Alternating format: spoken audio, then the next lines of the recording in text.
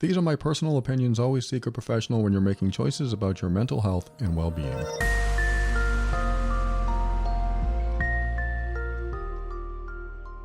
It is the I Don't Know show.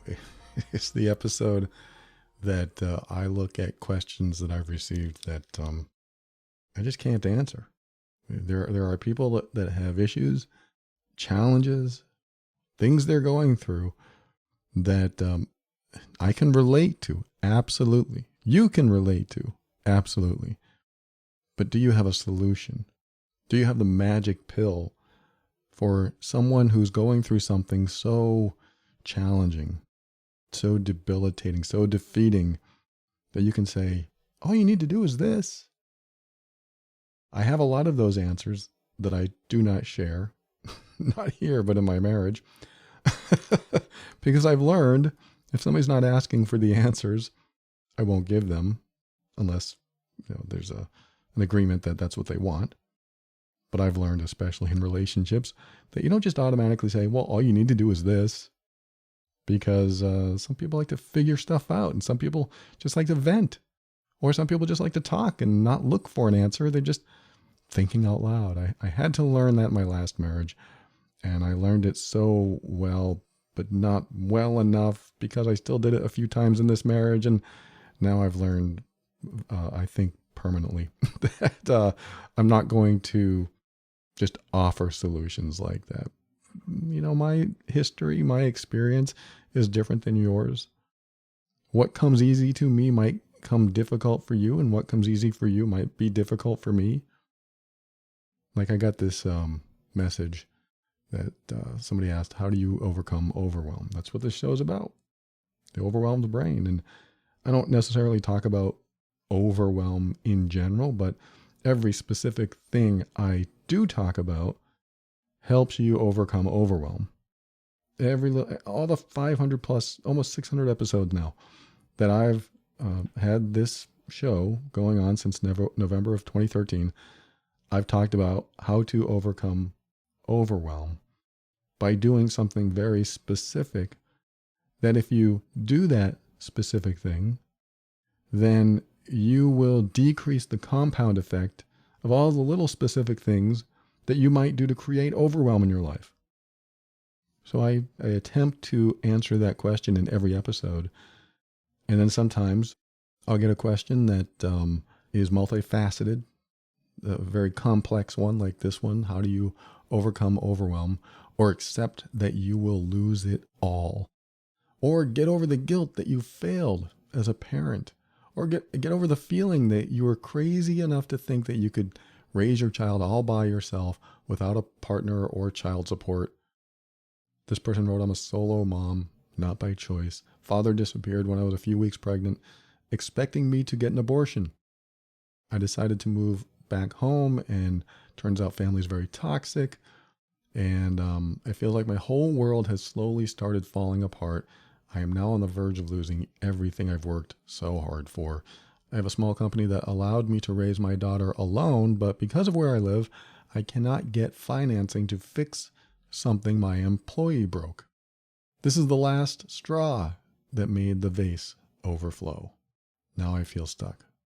I can't afford to move back. I'm losing it all. I can't find daycare so I can work full time. I'm not sure I can recover. Yeah, I hear you. Thank you so much for sharing that. That is one of those things I don't know. That's so challenging. That's not what you want to hear. I don't know. You don't want to hear that. You want to hear, this is what you need to do. And sometimes somebody can't give you that answer. I'm not going to leave it there. I'm going to tell you what I would do, but it may not be right for you. It may not work for you. I can tell you what I've done. For example, I did lose almost everything. Back in 2009, 2010, there was a point where the mortgage crisis was happening. I had a rental. I actually lived in a condo in Florida, and then I turned it into a rental. And I went to rent somewhere else because I met someone who would become my wife back then. And so I was living somewhere else in that rental was going okay for a few months. Then the mortgage crisis hit and the person stopped paying. And then I couldn't come up with extra money because that money was supporting me and my new girlfriend at the time. What do I do? And this is when my anxiety was increasing because money was tight and money was now not available anymore. And then I started getting these bills and overdue bills and calls from debt collectors. Anxiety. So I didn't know what to do. What did I do? Well, one, I lost the condo. So I didn't have that income source anymore because they stopped paying and I basically had to go bankrupt. I couldn't afford it. I went bankrupt and that took care of credit card bills. That took care of the condo. So that was a massive relief after a massive amount of stress. I'm not saying that you should go bankrupt. I'm not saying that at all, but I'm just saying it was an option I never would have considered had my partner at the time not suggested it. But I decided to do it. And I've talked about it before, but believe me, I was against it.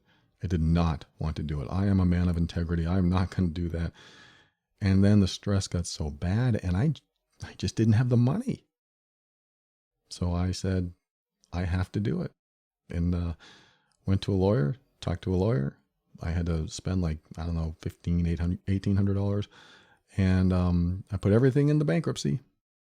And then the next day, or when it finally resolved, I had no debt. It was gone.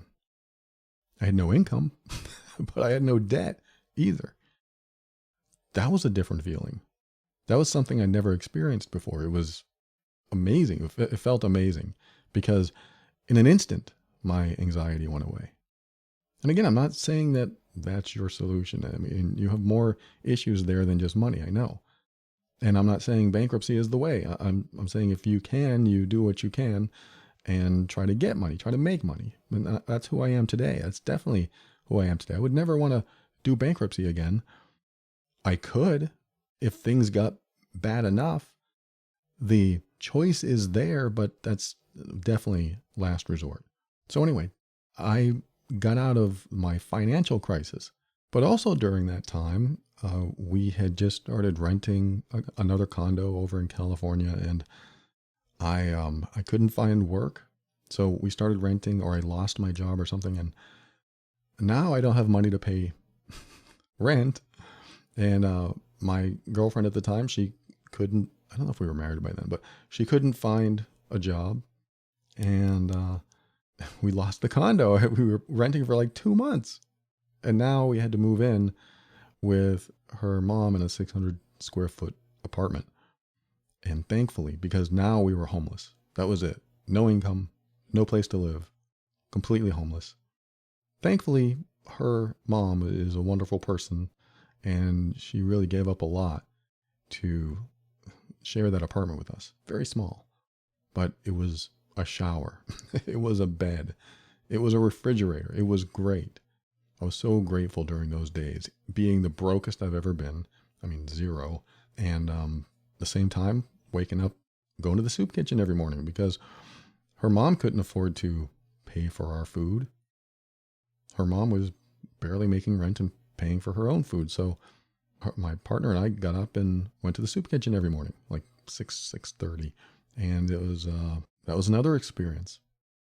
So I went through that process. I haven't even talked about like losing my car in the desert and paying the last $200 in my pocket to get home. So much that I've lost that it gave me a new understanding and perception of what to be grateful for in life. That's why when I read a story like this, wow, I can totally empathize. And I put myself in your shoes and I think, what would I think? How would I respond to this? What would I do if I were you? If I were in these shoes that you're in? Well, how could I possibly see happiness down the road? How could I possibly feel like I'm going to get out of this mess? And the answer is you don't. You don't think that way. I mean, most people do not think that way unless you're an eternal optimist. You can think that way. I was not the eternal optimist. I just thought, oh crap, this is happening. I got to deal with it. One thing that happened when I was totally broke and homeless and all that stuff was that I was no longer worried about the future. I was no longer thinking about the past.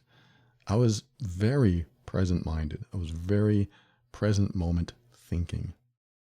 That's one thing that happens when you have nothing to look forward to and nothing to worry about because everything's gone. The more stuff you have, it seems, the more you have to worry about. But without it, everything's gone. So now here I am in this space. You know, my partner, my girlfriend, or maybe she was my wife back then, she was in that space too. So luckily, we both experienced this. We both went through it.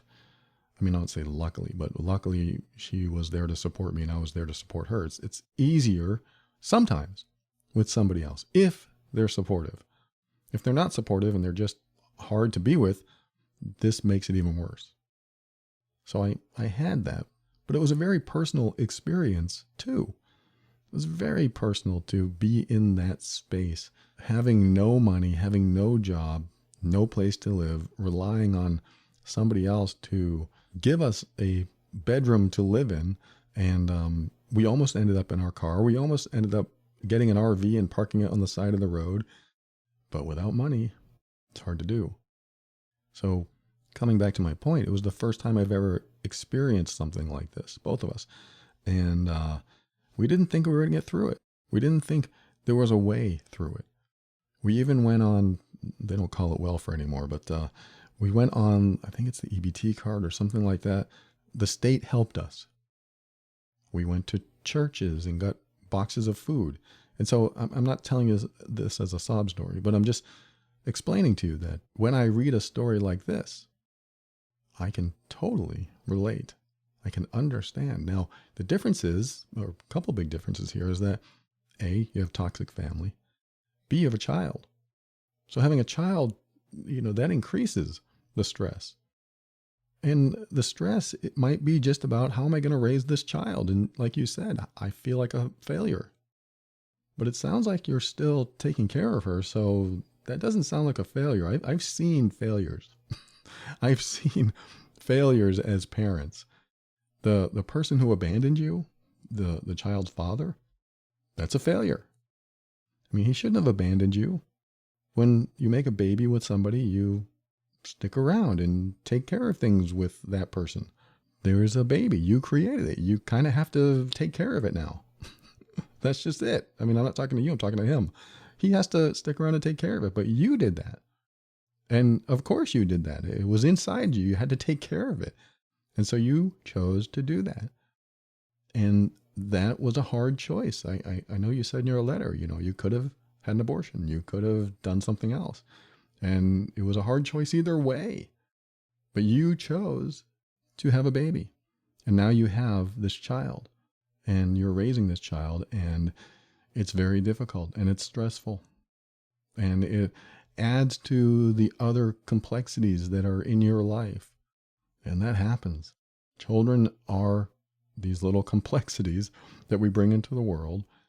And when we have them, there are certain compromises and sacrifices that we need to make.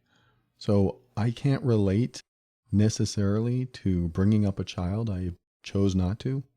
I made that choice a long time ago, but I wasn't against it if my partner wanted to, but the partners I was with didn't want them either. So it all worked out.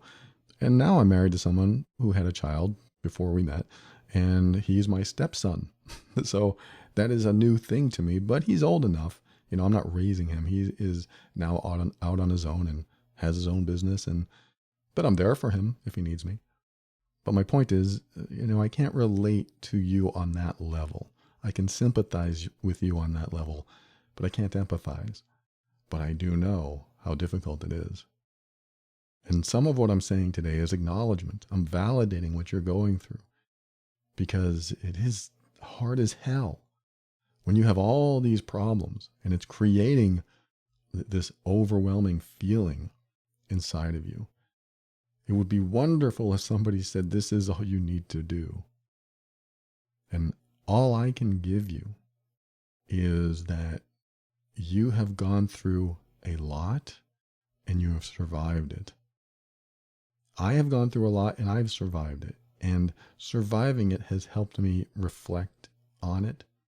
Surviving has helped me learn lessons that I didn't know before. It has helped me let go of things that I was so damn attached to. Material possessions I was so damn attached to. I mentioned losing my car in the desert. I lost most of my possessions because they were in that car. Long story. But it was my first and last panic attack. I lost everything there and some important things. My mom made something for me that I left in that car that I had to give up. And so that was the day I minimized and lost all these possessions. And it was so stressful because I had such an attachment to possessions and material things. And letting that go changed my life. There are some things that you might have to let go. There are some things that you believe you need to hang on to. And I'm not talking about children. I'm not talking about your business. I'm not talking about anything in particular, anything specific.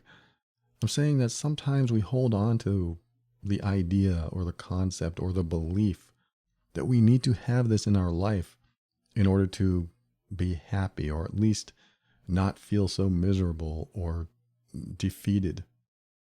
We need to have this. Just like I believed I needed to have these possessions. I believe I needed to have a home. And then I didn't. It was taken away. Well, really, my choices led me to that point where I lost it because I take responsibility for my choices. I'm not saying you don't. I'm just saying we think that things happen to us and there are choices that we make, and we think that those things might have happened outside of our control, but there are a lot of choices that I've made that, or all my choices, led up to the place I was in at that time when I lost all my stuff. You know, my house, my job, the money, and all those choices I made led up to that point. And this isn't to say you made these choices, haha. Not that at all. Because you had other people in your life making choices as well. And those choices that they made affected you. Just like the choices I've made affected other people. And the choices other people have made affected me. And so now we have this other part of the equation. Somebody else is in our life making choices too. What do I do with that? How do I deal with that? How do I know to trust that person to make the right choices? Very difficult. That is another complexity of life. It's another stress factor, is that we hope people make the choices that benefit both of us, that are in both of our highest interests. And so I see a story like this, and the first thing I thought about after I read it is, I'm not telling you to do this. I'm not saying that you need to do this, but I'm saying if it were me, I'd go after that guy. I'd be like, what the hell? I'm going to find him and I'm going to say, you have a child over here and I am in a dire situation and you're going to have to pay child support. That's me. You have a right to do that. It is his child and he needs to pay. Typically, that's how the law works, at least from what I know in the U.S. I don't know where you are, but that's me. I can't say that you need to do that. I don't know if you want him in your life. Maybe inviting him back in your life for that reason would cause a problem, but that's the first thing I thought about. That's the first place I go. And maybe other people have told you that and you said, no, whatever. Or you said, I can't find him or whatever. But if it were me, I would find him. I would search the ends of the earth and say, I need you to do this. I need you to take care of this. If you don't, I'm taking you to court. But that's me. So that's the first thing I thought about when I saw this. Take that or leave it. I don't want to tell you what you need to do or if that is going to cause bigger problems. I don't know. But that's what I thought when I first read that. The second thing I thought about is, wow, where's your support system? Who are the people in your life that you can trust, that you can turn to, that you can talk to? Is there anybody in your life, not just to get financial support. I'm talking about just to talk to, just to bounce ideas off of, or vent, cry. Where are those people? Without a support system in your life, it's very difficult. Another complexity. With no support system, it's very difficult. That's why making friends is always good. Making good friends is hard sometimes. Making trustworthy friends, making very close friends. If you've moved away from people that you know, can you call those people just to talk? Just to express what's going on in your life? One of the things that I learned from another friend of mine is that the more people in your life, the more people you know, the more people that you can stay in touch with, the more likely your problems can be resolved. Because the more people you know, the more brains you have to pick and the more resources you have available, and the more likely that somebody has gone through what you've gone through and they can share what they did. And there's also the possibility that somebody knows somebody that knows somebody that can help, or has a solution, or knows how to fix what's broken in your business. That's why growing a network of people, of friends, of people that you talk to, like my wife, she has like 1,000 names in her phone. I have like 10. And she can call anyone when she thinks about anything. She's gone to networking groups. She's gone to a lot of group stuff. She likes being amongst people. She loves it at home, but she loves getting out. She loves getting out because she likes talking with people. And look at introverts like me, maybe like you, the introverts of the world.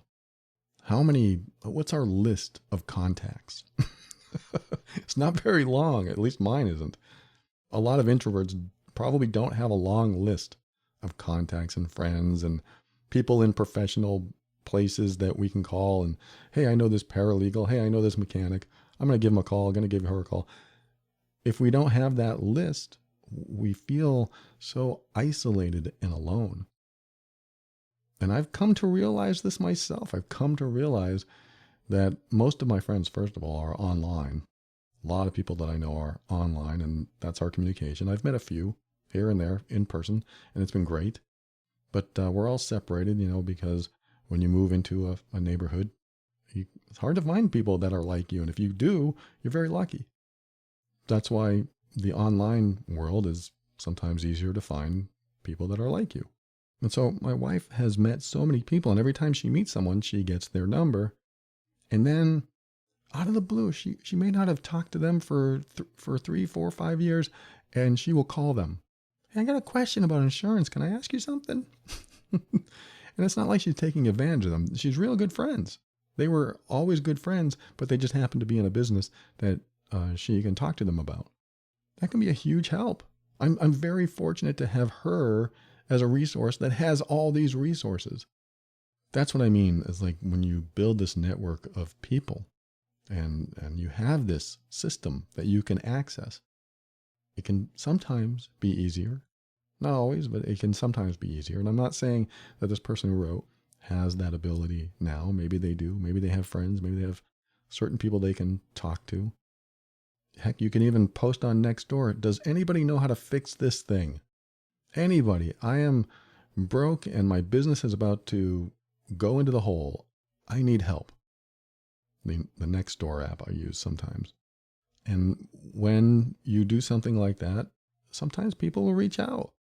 Maybe you'll get somebody that says, hey, I live in that area. I can come over and take a look. Maybe you'll get somebody to help you out like that. And again, these are just very practical things that I would do if I were in your shoes. I don't know if they'll work for you. I don't know if this is a good thing or a bad thing, but I do know that I'm not going to quit. That's one of the things that I can tell you if I were in your shoes, that I'm not going to quit, and B, I know I'll get through it because I've been through hell before.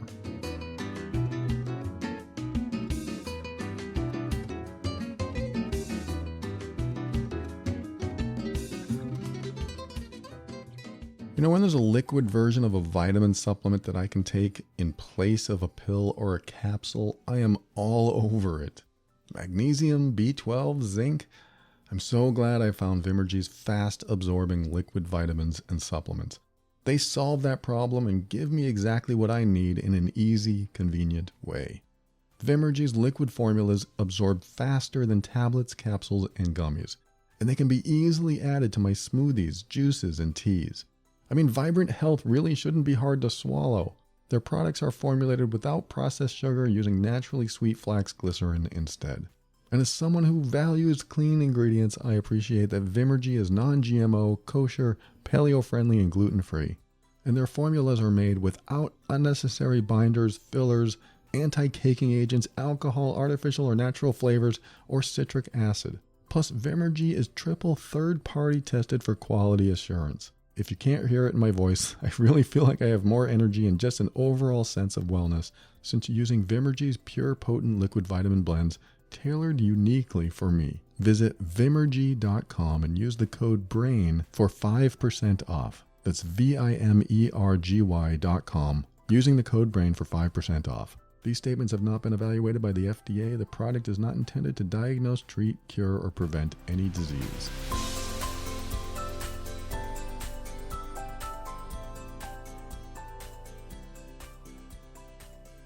A, I'm not going to quit, and B, I know I'll get through it. And that is sort of optimistic. I know I'll get through this. It sucks right now. It's making me miserable. I believe that I'm going to be totally broke and homeless, but I know I'll get through it. I know it because I've been through crap before, and I'll do it again. And this is kind of morbid when I say this, but my optimism is knowing that if I don't get through it, I'll be dead, so I won't remember anyway.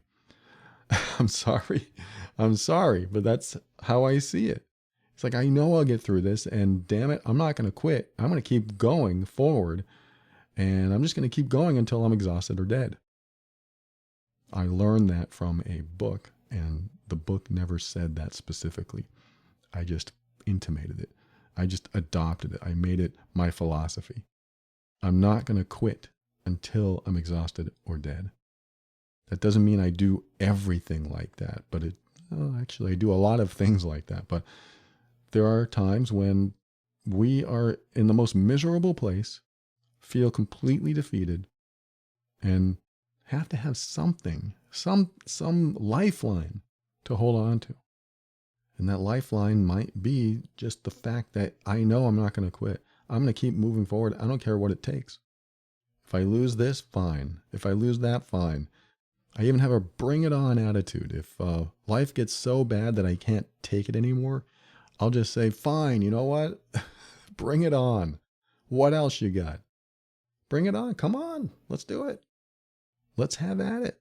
Let's go some rounds. Come on, bring it on. And often when I do that, I feel better. Again, not saying that this is going to work for you, but it makes me feel better to say, is that all you got? Because I'm at my lowest right now. So if that's all you got, don't hold back. Come on. I'm at my lowest. You can kick me while I'm down. Come on, bring it on. The reason I do that is there's something I learned a long time ago when I was having bad dreams. I used to have these nightmares. Like scary alien chasing me, trying to kill me nightmares. And I would wake up with anxiety. It was terrible. This anxiety would just, and I'd feel it all day long. And then as I would start to go to sleep, by that time I forgot about it. Okay, I can go to sleep now. And then I'd wake up out of a nightmare with anxiety again. And so I was sick of it. I was done. I was done having nightmares. That's what I told myself. I'm done with this. I don't want it anymore. But I didn't say, please stop. I didn't say, dear God, please make these go away. It wasn't that at all. I decided to face it head on. I said, you know what? If you're going to give me these damn nightmares, just eat me. Talking about the alien. Just come and kill me already. Just do it. Bring it on. I told my antagonist in my dream, just come and get me. I'm done. I don't want to be chased around anymore. I am done. And thinking about this now, I'll tell you what happened in a minute, but thinking about this now, thinking about how I said, you know what, I'm done with this. Bring it on. Just come and eat me. Come and kill me. Whatever you need to do. I realized the reason I said that. I realized the reason I said, let's just get this over with, bring it on, is because I was done suffering. I was done with the anxiety. I was done with the stress. And I knew that this dying in my dream thing would be the end of it. You know, if you're going to chase me and make me feel this way, I would rather not feel this way every single day and just get killed in my dream. Again, this is not a suggestion for you. I'm not saying that you should do this, but I'm giving you the reason why I adopted a bring it on attitude is because I don't want to feel the anxiety, the stress, the pressure, the fear. I don't want to feel any of that anymore. So that's where I was. I said, just bring it on. I don't care. Kill me in my dream, whatever. And I went to sleep. I said, just come on. Let's just get this over with. Just kill me. Went to sleep. I had a dreamless night, or at least no bad dreams. And I woke up the next morning and I felt great. What happened? Why didn't I dream it? What the heck? And then the next night and the next night. And I've only had like maybe 2 or 3 nightmares since then. And it was like 20 years ago. It's been a long time. I have not had nightmares. I have chosen to face that fear and just get it over with. Just bring it on. That's why if you've heard me talk about that before, that's why I developed a bring it on attitude. I realized, oh, that just stops all the stress and the fear and the anxiety because I'm ready to get it over with. I'm ready to rip the Band-Aid off. So I did that night. I couldn't believe it. I woke up and I said, what happened? Where are you? I was ready. I was ready for you, damn it. And that alien never appeared. I never had bad dreams again, at least for a long time. And if I did, it was like once, like one night. So that was a very educational thing for me. That was a very educational moment. It taught me that if you're ready to face the worst case scenario, the very worst thing that can happen, or at least if you're willing to allow it to happen, like, you know, just, okay, this is the way it's meant to be, let's just get this over with, that it does tend to take your mind off the fear and the anxiety and things like that. Maybe not for this person, maybe not for anyone listening now, but there's a philosophy in this. There's a underlying understanding that might create a new perception inside of you. Again, maybe not for this person and maybe not for you, but that's something that has helped me in life in general. When I get to the worst part of something and just decide, okay, if this is the direction it's going, let's just get this over with. And when I do that, suddenly I get clarity. It's like the fog lifts in my brain, and I have more tools to work with, more thoughts that come to mind. It is a brain opening exercise, I think, when you say, okay, instead of just worrying and fearing and being anxious, I'm just going to say, let's just get this over with. I'm ready. You know, hit me with your best shot. Sitting and embroiled in fear and anxiety and stress. So again, these aren't answers. These aren't me saying that if you do this, everything's going to be all right. Because the question, like this question that I received, this multiple part question, is an I don't know answer. I don't know the answer for this person. All I know is that if I were this person, this is how I'd think. This is how I would move with it. This is where I go with it. And also that I hear you. I feel you. I can tell this is so difficult for you. There's other things that come to mind when I look at your question here is that, oh, I have toxic family. What would I say to them? I would say, hey, back off. This is me. This is me saying that, maybe not you, because maybe you have some reliance on these toxic people. And if you say something like that, it causes a big problem. But I get to the point where I can't stand being mistreated. Can't stand being disrespected. And if I can't get away, I'm going to say something, because how much worse can it get? And that may not be your situation. Sometimes it does get worse. Sometimes it gets a lot worse. Sometimes it gets dangerous. And of course, you have a child. This person who wrote, she has a child. And that brings more difficulty in, because if you say something to a toxic person and that toxic person in some way helps to support the child, now what? Now they're not there anymore. So yeah, there's some dependencies there that might need to be broken eventually, so that that toxic person isn't in your life and in your child's life. So hard. I know this is hard. I know this is challenging. I really want to give you everything that you need to hear. You know, one of the very basic things that I've learned about overwhelm is that you see everything as a big picture. Overwhelm is like you see everything happening and there's nothing you can do about anything. So you see all the problems at once instead of looking at a single problem and saying, what can I do about that single problem? Oh, my car has so many dents in it. It's got flat tires. Oh, this is so overwhelming. Well, let's just start with a tire. Let's just put some air in that tire. Now we have air in the tire. Let's put air in another tire. Okay, great. We did that too. Or let's replace those tires if we can. You know, sometimes the money comes up and we can't do it. So what can I do? Well, you know what I'm going to do? I'm going to vacuum the inside of that car because it's a mess. Why would you do that when there's all these dents and flat tires? Because I want to have control of something in my life. I want to have control of something that makes me feel good that I accomplished something. And that's how I see overwhelm. Overwhelm is one of those things where you have 1,000 pieces of paper on your desk. Each one is a problem. And instead of looking at the whole pile, you take the first one or the 100th one.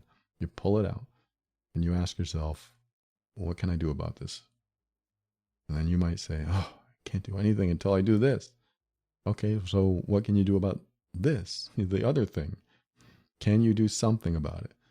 Well, I guess I can XYZ. I guess I can do that. Then you can get rid of that one piece of paper. And then somebody's going to write to me and say, yes, but it's replaced with 2 more pieces of paper. I get that.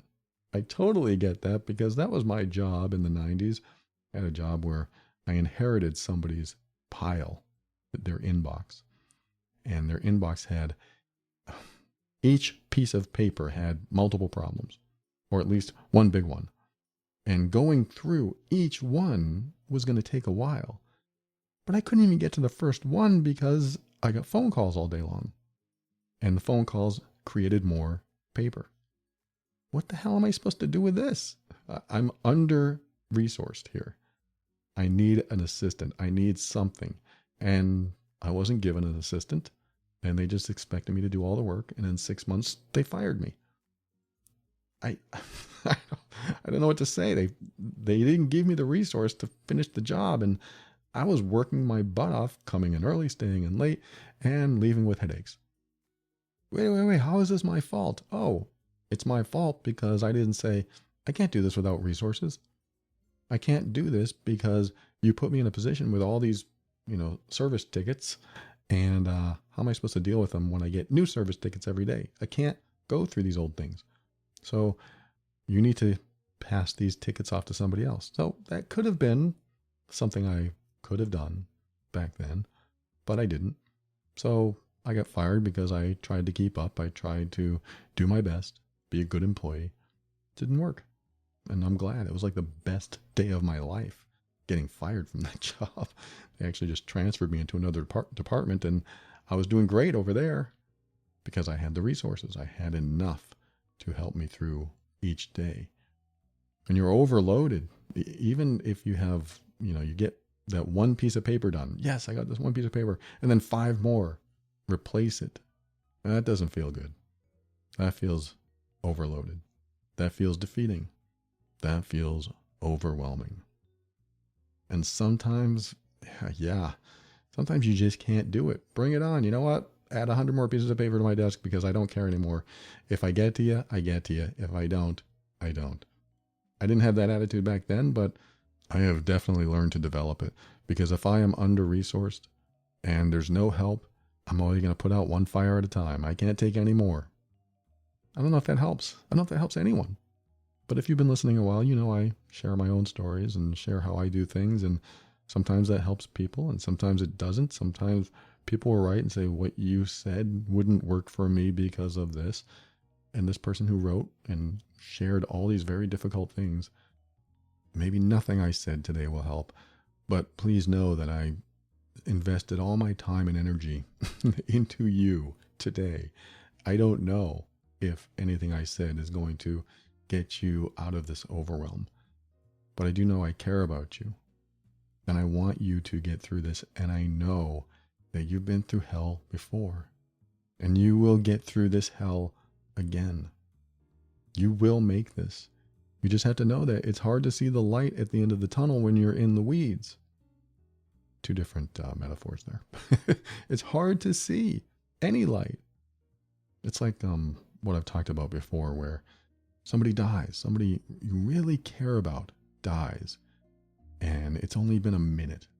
They've only been gone a minute, and somebody comes up to you and says, hey, don't worry. Hey, put a smile on your face. It'll be fine.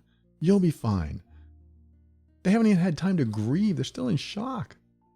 There's no way that anyone could say, you'll be fine, when you're in the middle of pre-shock, full shock, or full grieving. Nobody can say it. You're in the weeds.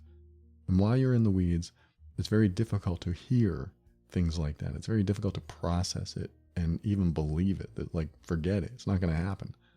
And that's the belief. But the truth is, you do get through it. You do, because you've gone through other things. You've gone through things that you thought you would never get through. You've gone through heartache. You've gone through very difficult events in your life. And during the time you thought, I'll never get through this. This isn't going to work. I'm going to fail. I'm going to be unhappy for the rest of my life. And then it feels like that for the rest of your life because you're thinking about it as it never changing while you're going through it. And the truth is, you will get through it. And if it doesn't take a year, it might take a few more. If it doesn't take a month, it might take a year. If it doesn't take a day, it might take a week. But you will get through it. It will happen. Because time passes whether you like it or not. And things will change whether you like it or not. And that's a good thing most of the time. Sometimes you don't want them to change. But sometimes you're thinking, oh, this is so bad. I'll never be able to get through this. But change is coming. It always does. Stay strong. You've got this. Thanks for listening to another episode of The Overwhelmed Brain. I want to thank the patrons who support the show. They find value in the show, and I'm so grateful that you do. Thank you so much for your support. And if you find value in the show and you'd like to give back like these patrons do, head over to moretob.com, and you can do so over there. Very grateful for all of you. And for a show on how to navigate the difficult relationship, listen to my other podcast called Love and Abuse over at loveandabuse.com. And if you know you're the difficult one in the relationship, join the program that is helping so many people heal over at healedbeing.com. That's where I help you stop being so controlling and emotionally abusive if that's you. And it's, again, helping a lot of people and saving relationships too. So head over to healedbeing.com. And with that, always keep your mind open because that's how you make the best decisions. Be firm in your decisions and actions so that you can create the life you want. Always take steps to grow and evolve. You are powerful beyond measure. And above all, and this is something I absolutely know to be true about you, you are amazing.